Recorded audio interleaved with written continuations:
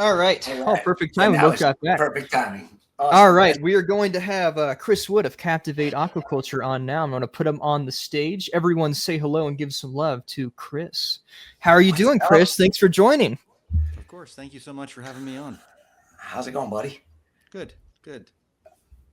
Yeah, so I think today, I mean, you are the guy when it comes to chemistry. I think we can have some really productive conversations on pH, different trace elements, and really just have I think with the three of us, we can have a pretty good free-form conversation here. So something I wanted to start with, I had questions for you, actually, Chris. So I went and I read a bunch of went down, did a literature review on trace elements. And I was trying to think about, the intersection of if I'm dosing this trace element, does this have a biological function, or is this something it just found the natural seawater we're trying to mimic? So rubidium, barium, and chromium were ones that, at least in the literature, I couldn't find a lot of biological function for them, but they are obviously a natural seawater. Seems like they can be incorporated. Some of them kind of mimic potassium and stuff. What are your thoughts on dosing those traces? Are they needed? Are they not needed? What's their benefit in a reef tank? Well, if they absolutely are incorporated into they're integrated in some biochemical reactions. Barium is mostly associated with aragonite formation. Rubidium seems to impact the formation of certain biopigments. Chromium, I think, is the same. These elements can be incorporated into tissue. They can be taken up. They can be substituted for other elements that may be at lower concentrations, and there's just a swapping that goes on there. The extent to which they have a positive impact, if the element that they are supplanting isn't in the system in any significant concentration, then yeah, there's a theoretical positive impact that could occur there. They all exhibit nutrient type depletion profiles, so that indicates that there is some depletion occurring either through biological or chemical reactions, whether it's scavenging or if it actually is actively being taken up, or even passively being depleted as material falls through the water column. I mean, there's a number of different sinks for all of those elements. In reef aquarium husbandry, the only way that you're going to know the impact that it's going to have on your system is to conduct your own little mini study. And to do that, you have to create a standard set of conditions and be very meticulous about how you're maintaining water chemistry, how you're dosing other things. And you need to take a photo journal. I mean, that's the easiest, lowest hanging fruit method to determine what sort of impact is something having on the system. Is it a positive impact? Is there any obvious impact? And it can't be the kind of thing where you say, well, I dosed it for 30 days and nothing really happened. I didn't really see anything. You need to give it time to actually have a greater impact. And Chris, I don't mean to interrupt you here, but there's a couple comments. So people are having trouble hearing you. I can hear you good on my end. I can hear you fine too. Yeah, but maybe, some people are saying you found good on mobile. Do you have a mic at all, or are you just speaking on a computer? No, I'm on the mic. Yeah, you might turn up the mic just slightly, maybe, for people, and we'll get some feedback just to make sure they can hear you here. Don't know if I can. I was able to turn my mic up through the settings, and I cranked it up pretty good. And it's a little bit too sensitive right now. Yeah, there might be a gain or a volume function on it. If not, you might have to speak a little bit louder. Actually, somebody just played with my mic volume. Was that me, or? That's interesting. Does that might be? It might be that. Does that sound better? People in the chat, can you hear him better talking now? I know Paul's on here in the background. He might be messing with it. Yeah, somebody just played with the mic volume. Interesting. You sound louder to me now. You got a little bit louder to me, yeah. Okay. I'm not going to repeat that. I'm sorry. If you didn't hear it the first time, then you can't possibly regurgitate all of that. Okay, that sounds good to me. Does everyone in the chat okay, everyone's saying that sounds good now. So okay. Awesome. Well, what Chris was talking about, there's so much that we don't know about the minor and trace uptake and what actually in certain aspects what does take it up. And one of the things that I really want to do is mess with aquabiomics testing.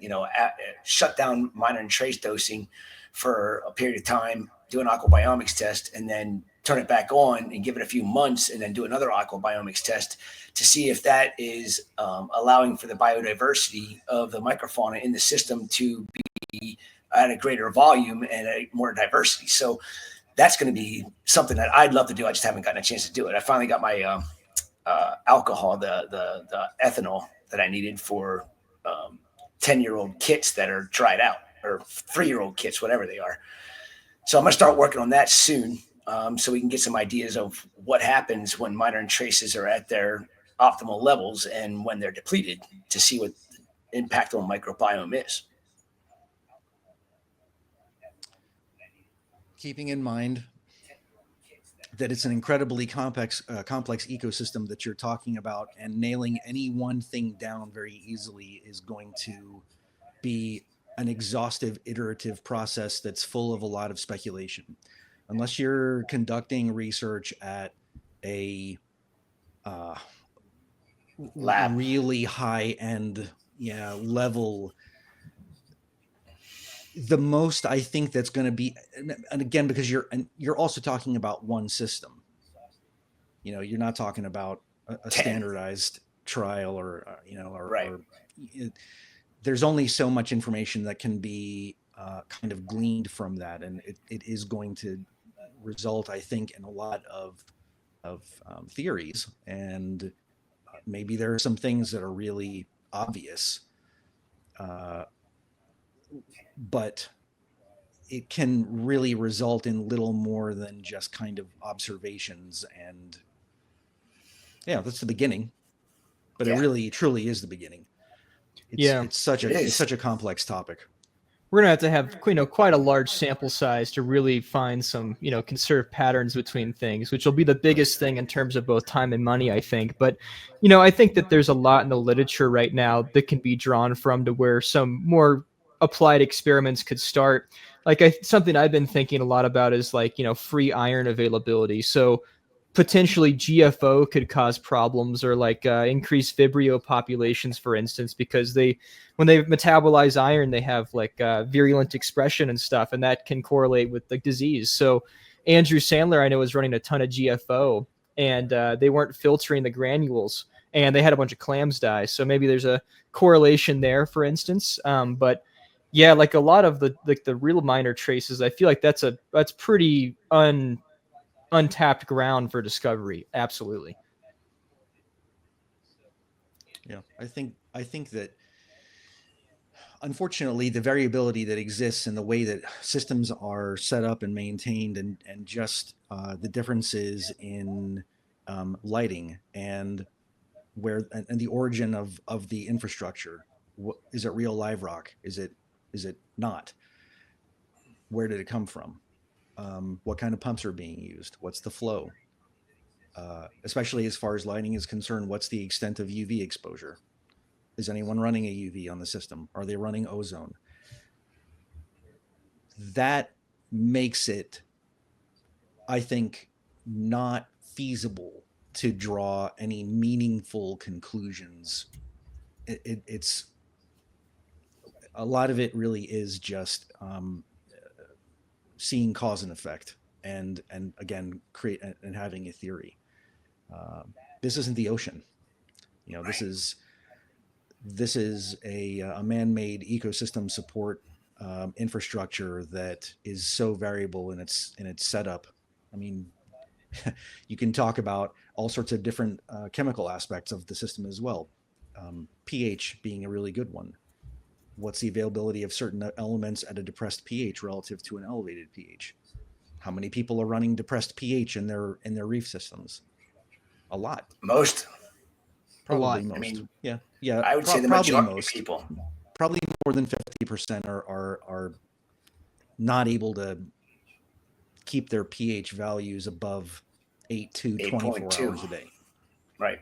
So that has an impact. What about the water temperature? Like, I mean, there's so many variables that are involved here that I'm not saying that it's impossible. Certain things, and this is really where, you would return to the literature that is being published by oceanographers or microbiologists or people who actually are in the field and doing some field work prior to trying to take it into the lab. I mean, iron is, that's a great example of an element that has such a massive impact relative to so many other minor or trace elements in this case. Probably has the greatest impact of all of them from a reef aquarium keeping perspective, just because of the impact that iron can potentially have on dissolved oxygen concentrations in the system through photosynthesis.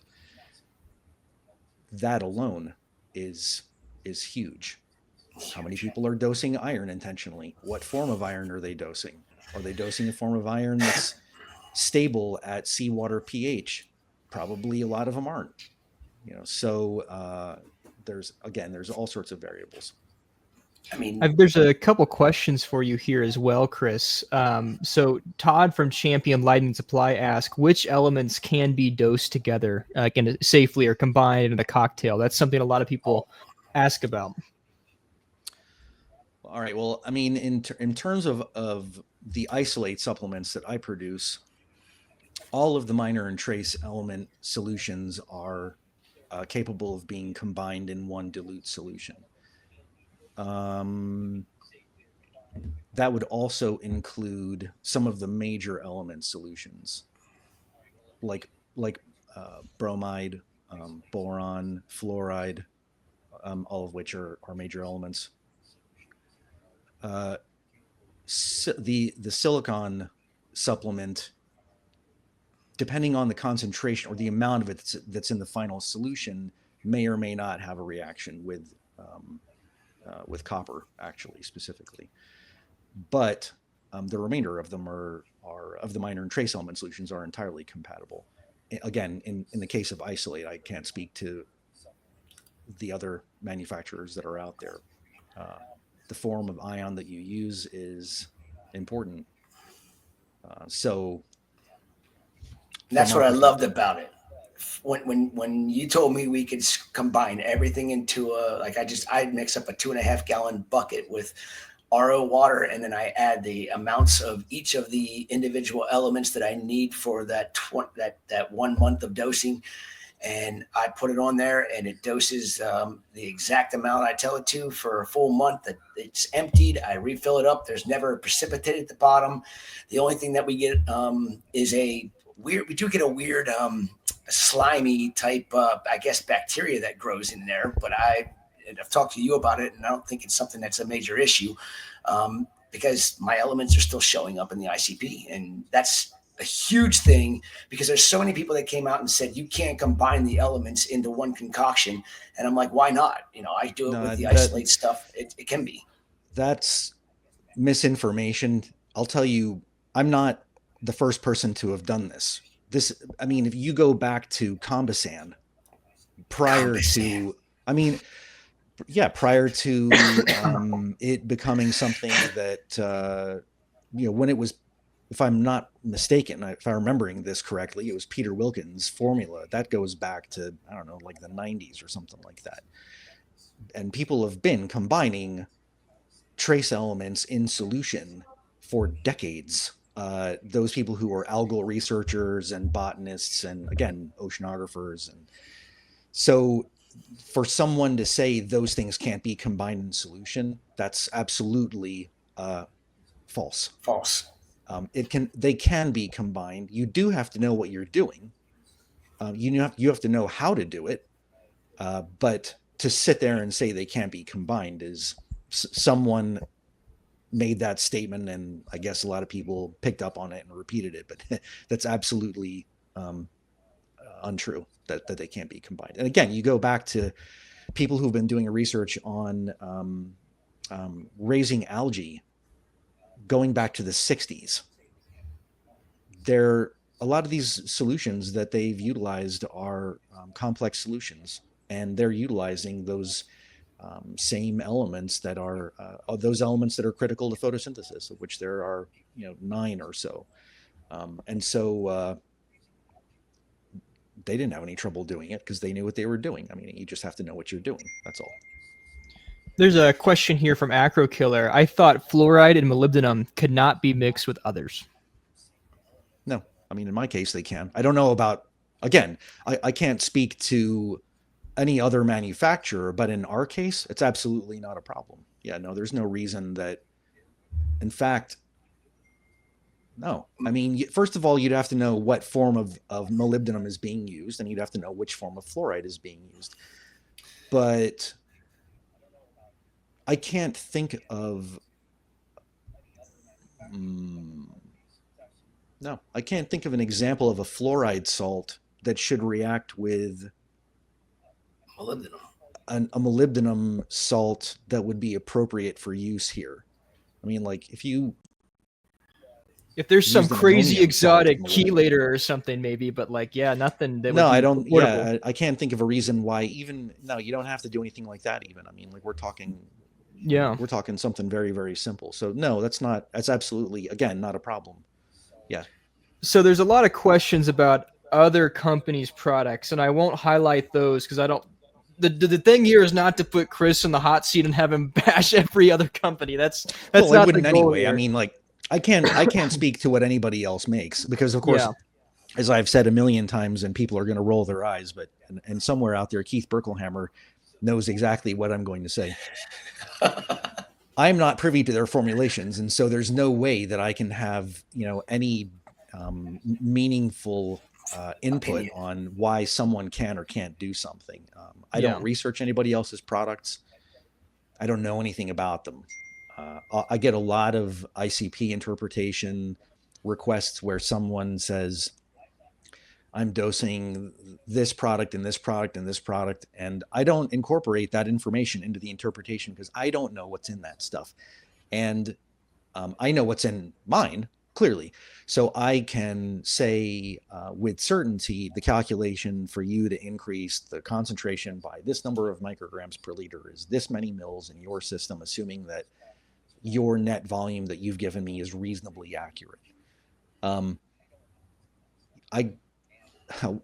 Even if a manufacturer were to print a bunch of specifications on their label and say, this product contains X milligrams per liter of this, and so on and so forth. I don't know whether or not that's valid. I don't know how accurate their measurements are. And I don't honestly have the time to go in and say, oh, okay, well, he's using, this product and this is what they say is in there. I have no idea, what's in anybody else's stuff, and I don't bother looking at it. So I can't really comment on other people's stuff because I don't know anything about it. Yeah, something I think we could talk about in a broad sense is probably different strategies to supply trace elements. So two of the ones that people are talking about are the companies that have single element dosing to where they say you cannot combine them, and the pros and cons versus something like your method compared to that. And the other ones are, the products that typically contain calcium formate, so organic calcium, and then they have a bunch of trace elements stabilized, and that is a cocktail, and you're just you're dosing based off of the calcium consumption. So what are your thoughts on those two strategies versus what you provide? Yeah, that I can weigh in on. When it comes to, as you say, dosing strategies, first of all, unless the rates of depletion of all of those elements are linear, then adding minor and trace elements in with anything that is supplying a major element with a high rate of depletion is going to result in all sorts of goofy ionic imbalance. If you are adding, like, okay, I'll use an example, a dirty word, copper, for a lot of people because they don't recognize that it is critical. Well, let's say that you get a calcium supplement and you have a high rate of calcium depletion in the system. and you're only dosing this calcium supplement, and this calcium supplement, due to what I would say is a marketing strategy, has a bunch of other stuff in it. Iodide, whatever, vanadium, copper, and all these other things. Your calcium concentration is being maintained solely through the application of this stuff in this example. Unless the rate of copper uptake is equivalent to what you're adding on a per unit time basis, there's going to be an increase in that copper concentration as time goes by. If that concentration exceeds the rate of depletion, then that's going to be the circumstance with every single thing in there that is added at some concentration which the rate of application exceeds the rate of depletion. Multi-ion solutions are application of them is going to result in that set of circumstances. The extent to which that's a problem is dependent upon the system, which ions we're talking about, how high they wind up getting before something is done about it. And this is one of the concerns that I have with people not wanting to do water changes to reestablish ionic balance in their systems. They've seen somewhere that someone is using a system that adds these minor and trace elements at just random rates, and then they say, "And I don't do water changes." That's not long term gonna work. When you start seeing necrosis of your SPS, and you are now trying to figure out what's going on here, likely what's happening is that the system has gone into an ionic imbalance, and it can be pretty substantial.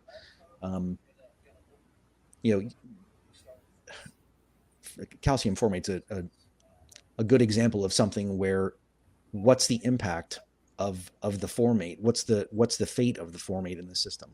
Formic acid or who the hell knows what. So it's not a system that I recommend using unless you're going to be doing routine water changes to ensure that the chemistry remains within some semblance of ionic balance. If you're going to do that, then go ahead. But I do see it as a marketing ploy. I don't think it's good science. I think that it was, and it's been going on for decades. The combination of minor and trace elements with calcium in a solution, and back then it would have been calcium chloride. I'm not talking about the dry stuff, but there were manufacturers in the early 2000s who would make calcium supplements, and they would incorporate certain minor and trace elements. And again, it was all a marketing thing, because the science doesn't back it up for the reasons that I just stated. So it's not a system that I personally employ on any of our systems, nor have I employed them in the many years that I've been a marine aquarium hobbyist. I would prefer to dose what I think the system actually needs. I'm not going to shotgun the system, especially in terms of putting that stuff in with a major element, an element that has a high rate of depletion, or with an alkalinity supplement, because the calcium and the alkalinity supplements are arguably the things that are going to be depleted at the fastest rates relative to things like magnesium and strontium and so forth. So I'm not a big supporter of that mentality. But again, if you're going to do it, just do water changes. Get a salt that's got the appropriate ionic balance to it, and that mixes out the way that it's supposed to, and just do water changes every so often. Now, as far as supplement or individual ionic solutions that can't be combined, I'm not going to say why that happens. I know exactly why it happens, but that's not that's not. How do I choose my words carefully? I know the struggle. It's wrong, man. I mean, it's just, I mean, at the most base aspect of it, if you are trying to combine supplement or ions and you're seeing precipitation, then that indicates a fundamental lack of knowledge of chemistry. It's all I think I can say there, because that's the bottom line. Again, people have been doing this at least since the 1960s, combining these things in solution. And I can only imagine that for someone to say they can't be combined, they just don't have the knowledge to combine them successfully. There's nothing magic about it. It just takes understanding what you're doing. You know, I have no idea. I can only think of one brand that I'm made aware of where you can't do that. And I've never played with it. And again, as I said earlier, I have zero intention of doing it.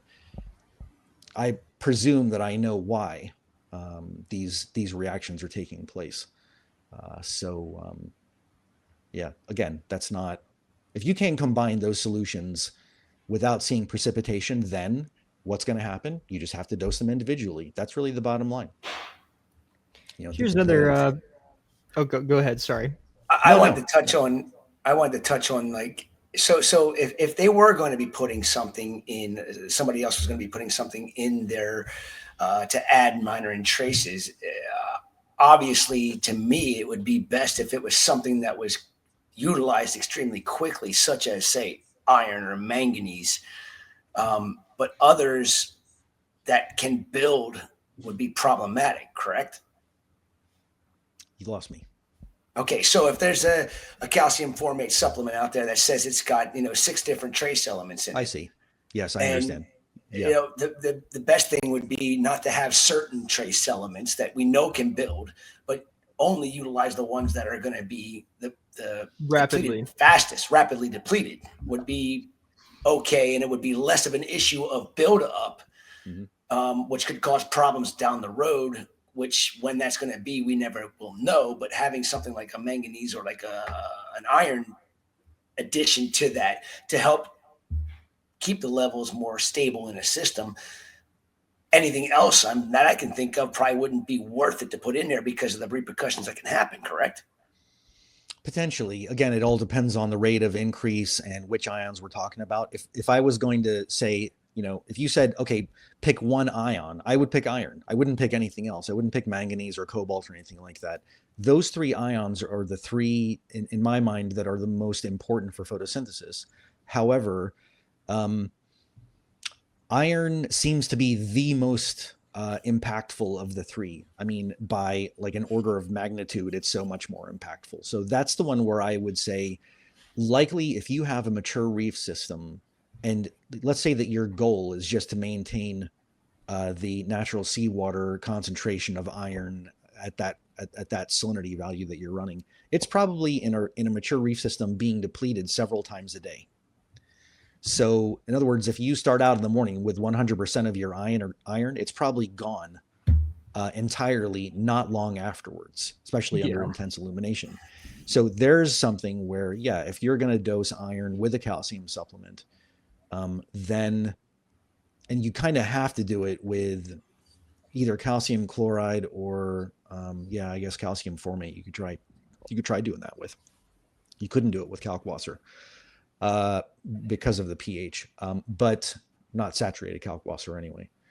If you did a dilute kalkwasser solution where the pH were only right at seawater, you could get away with it. But much beyond that, you'd have a problem. So that's the only it's the only trace element that I would think would make sense to do that with the calcium or with alkalinity. Here's another good question, which is there any research or data about that talks about intentionally elevating specific trace elements beyond natural seawater levels and potential benefits there? Well, again, iron has been researched for, decades. It was recognized a long time ago. Certainly, I don't know if it's the 60s or 70s, but oceanographers knew that global warming was coming. It was evident. They started looking at fertilizing certain parts of the ocean with various forms of iron in order to kick up the amount of carbon uptake through phytoplankton. There's going to be a number of studies in the literature on that specifically. Other ones go back and look at some of the research that's been conducted by algal researchers. Really, they seem to largely be, I won't say that they were at the forefront, but that's what they do. They were determining what's the impact of cobalt, nickel, manganese, zinc, and so on and so forth.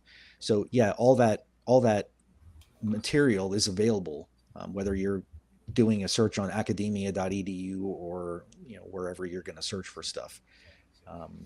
But look that up. There's a massive amount of information out there, not only because of the research to see what the impact of these elements is, but also trying to determine the degree that you can increase something before it becomes phytotoxic.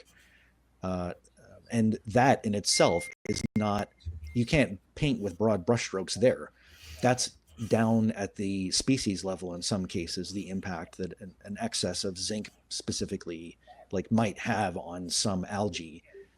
It may have a negative impact at a much lower concentration than it does on another species. And so it's species dependent. Again, going back to what I was saying at the very beginning, you're talking about a degree of complexity in understanding the interactions that are occurring within, especially a marine ecosystem, but any aquatic ecosystem in general is incredibly complex. But here you're talking about ion soup and a lot of ionic interactions that are taking place, and that does, in my mind, increase the degree of complexity. But yeah, that information is absolutely out there, and it's been out there for a long, long time. Here's another pretty interesting one. I'm curious about this one as well. So what are your thoughts on organically bound trace elements like zinc, gluconate, etc.? Is there a major difference in uptake, such as what's seen in humans, that you know about? I have never played around with gluconated forms of anything. So I can't speak to that. Sorry. Let's see. There was a couple more. There was a discussion between a lot about ICP tests. So first, can any ICP test be utilized with the Captiv8 method? And second, what are your thoughts on OES versus MS for testing? First, all of them are entirely suitable. You don't need to. I find it interesting that it's become known by this moniker of the Captiv8 method, because I don't know who kind of threw that out there. That's certainly not something that I have promoted. In a nutshell, what I think you could summarize the so-called Captiv8 method as would be just the identification of ions that are in excess or are in deficiency relative to their standardized values. And what that specifically means is that at the salinity of your sample, what would the concentration of all of these ions be in natural seawater? Because there is a constancy of proportions that happens certainly within the major elements. Within the minor and trace elements, that's not necessarily going to be the case because of a ton of different environmental factors. But let's just say that you took natural seawater and you said, this is the model by which everything is going to be judged on this ICP report. And you happen to have a sample that came back at a salinity of 35, which is pretty close to natural seawater. It's like 35 to 35.2, depending on where you are. Open ocean, I'm not talking about Red Sea or enclosed bodies of water or anything like that, but open ocean values. Your report is being compared to natural seawater at that salinity. If your salinity is 34, all of your values should be lower than they would be at 35. Because you only have 34 parts per thousand to work with now. You don't have 35 parts per thousand to work with. You have 34. I don't mean to interrupt you right now, Chris, but I just got summoned my guys at my farm. I need to go talk to him real quick about something that's going on. So I'll be right back. Okay. So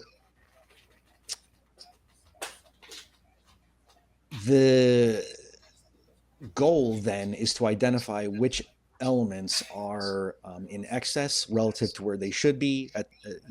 Again, looking at seawater as being the model, and which things are deficient. And then beyond that, it's a matter of determining, if you have an idea of the rate of depletion of that ion on a per unit time basis, like every day, how much of it's being depleted, then you can actually work that in and determine, first of all, do I need to add anything to the system just because it's already showing it that it's low? And second of all, between now and the time that I get the next ICP analysis done, figuring in the rate of depletion, is this element going to be low again?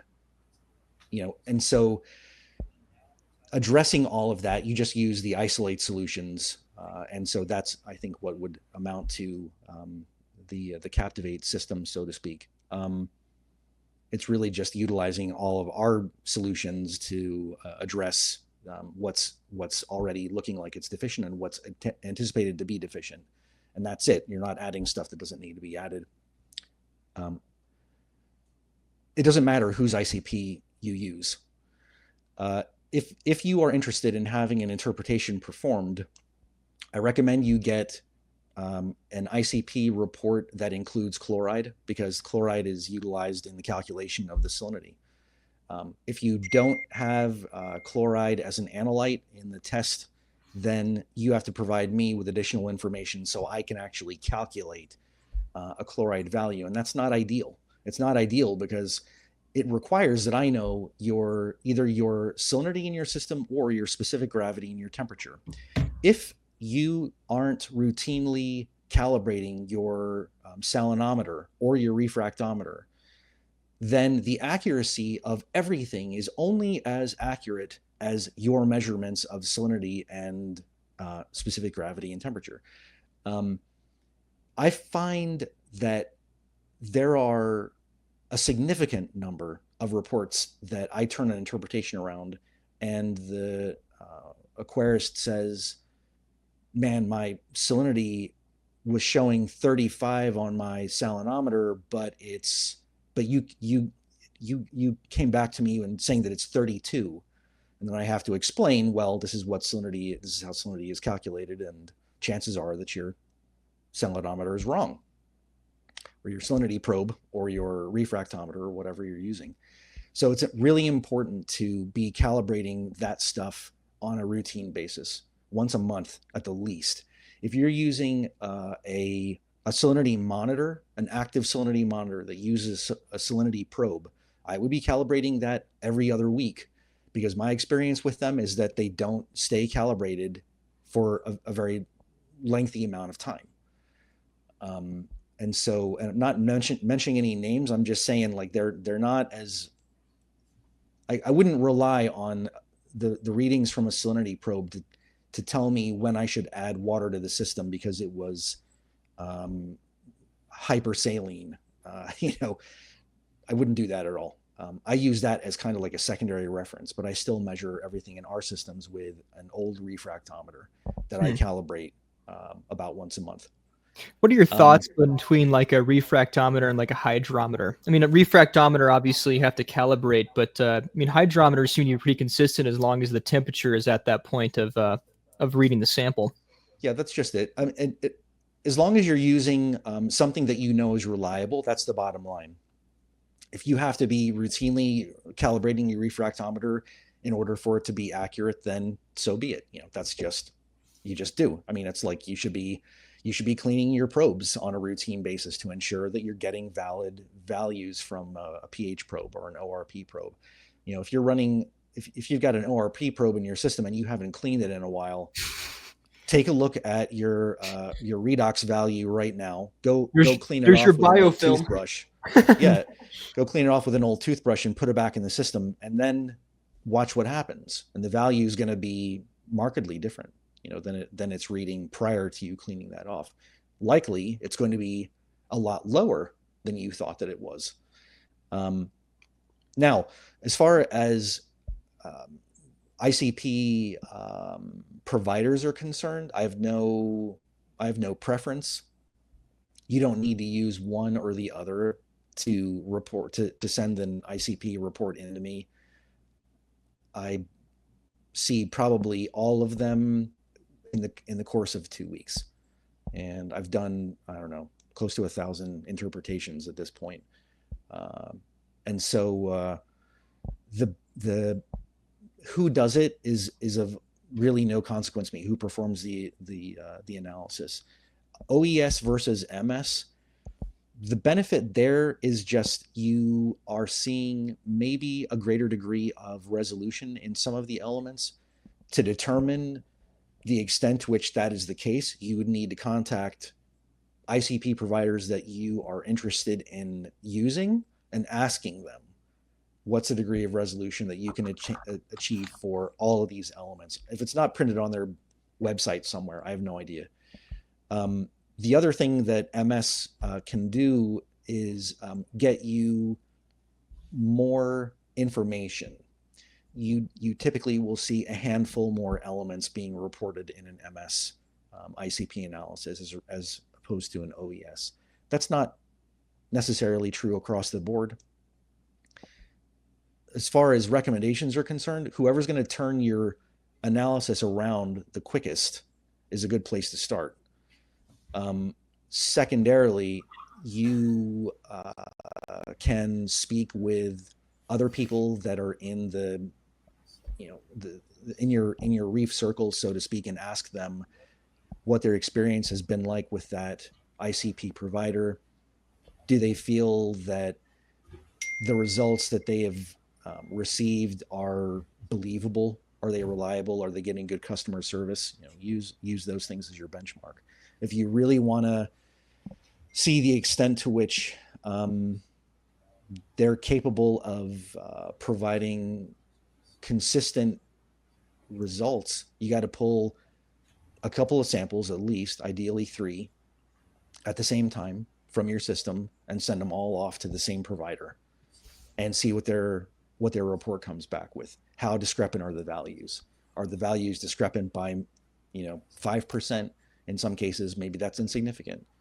If they start coming back and they're just goofy, then meaning that they're really wildly discrepant, 10% differences in things like major elements. With a minor element, 5% is effectively nothing. Right.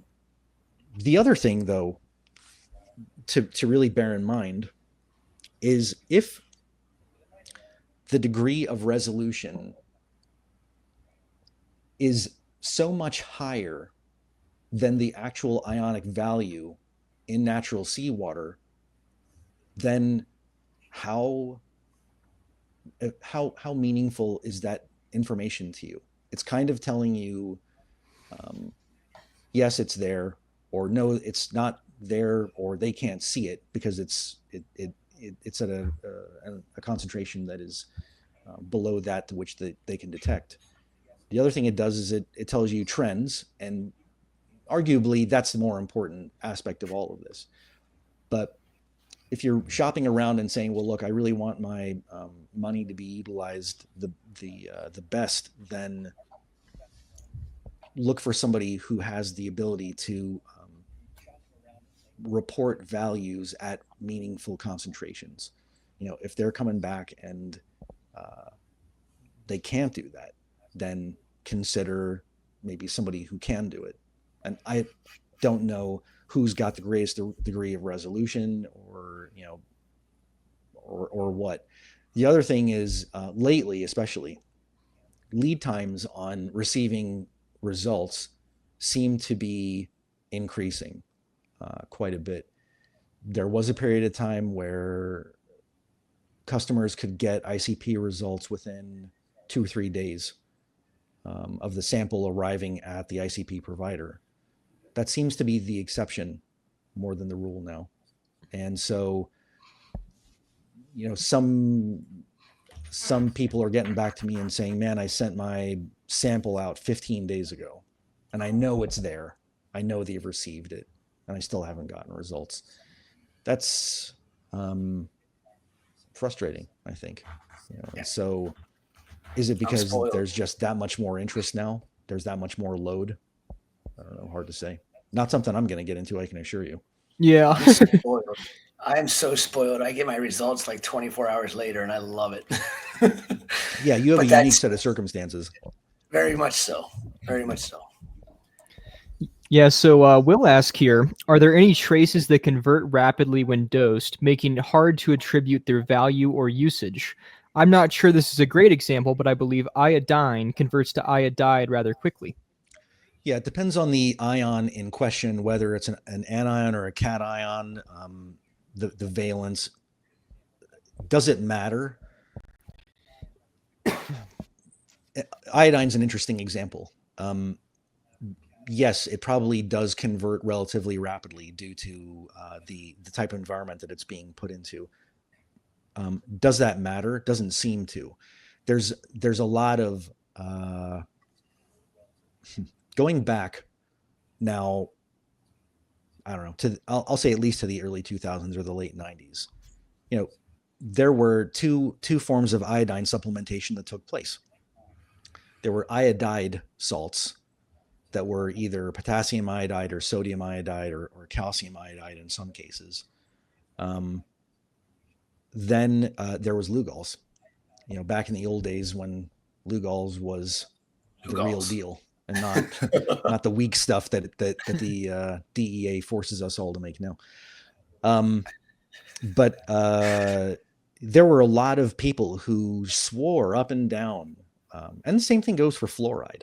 Oh man, because yeah, years ago I incorporated fluoride into an iodine supplement because there's no reason that you can't, and I thought it should be in there. But boy, did I hear it from a ton of people. But it was a lot of people saying fluoride's toxic and all these other things. Yeah, maybe to humans, fluoride's toxic when it gets into elevated concentrations, but this is Lugol's to be used in an aquarium or aquaculture application. You're not taking this because of Fukushima. You know? So this is not for your consumption. So whether or not I have fluoride in here is of no consequence. And fluoride is a major element in seawater. It does undergo nutrient type depletion. So, where that ties back into Lugol's, though, is that you had all of these people who were just vehemently decrying Lugol's. It's going to kill stuff. My personal experience with it is that you have to dose the hell out of it, and even then, it doesn't have a negative consequence. The only consequence that I saw running studies, again, this is going back now to the early 2000s, we saw a lot more crustacean reproduction going on when we ran Lugol's at very high concentrations, 10 times the recommended dosage. And again, this was using the old Lugol's. That was the 510, not the stuff now that we have to do, unless you're DEA approved. So who's doing that? What's that? Who's doing that? I don't know if anyone is selling that into the aquarium industry. I mean, you can certainly. No, I mean DEA approved. I mean, again, yeah, difficult to say. I think that some people got grandfathered into it. I would not be in that set of circumstances. But anyway, the bottom line there is again, using iodide as an example, or iodine. The conversion that occurs doesn't seem to have a negative consequence. And does it make it less useful? Again, I don't think so. One other thing that we do see, and I'll call this, I'll call it anecdotal, because I don't run parallel systems of Xenia and dose potassium iodide in one and Lugol's in the other. But I have, over the last 25 years, had systems where they were crammed with Xenia, and the system got Lugol's for 6 months, and then we moved over to some other iodide or iodine, complex. They don't care. They still grow like weeds, and the iodine seems to have the iodine species in general, being in there in elevated concentrations, seems to have a positive impact on their cell genesis. So, what I like about Xenia in any system is I can usually tell when I'm low on iodine in the system, because the when the iodine is at the proper concentrations, they pulse like crazy. Right. And when your iodine level gets depleted, you'll see it just sitting there, and you'll see this they're little kind of anemic. pulse. Yeah, and I actually did an experiment to show Amanda and some of the other employees what happens and how they can say, hey, come to me and say, hey, the xenia is not pulsing. I can go get the Lugol's and I can go drop some Lugol's in the system. And usually within 15 to 20 minutes of it homogenizing through the system or starting to, I see the xenia just start going crazy again. So it's a great indicator for whether you have iodine levels at the proper concentration in your system. So I think it's something everybody should have because of iodine's importance in the marine environment. Yeah. Especially in a recirculating marine environment or a recirculating reef environment specifically. The two things that get added to the system on a daily basis from the perspective of minor and trace elements are Lugol's and our iron supplement, our isolate Fe. Those two things specifically, beyond anything else. And I tend to run our systems really cleanly, with Kalkwasser, and I don't do much in the way of chloride utilization whatsoever. The amount of chloride going into the systems on a daily basis is, I would call, insignificant.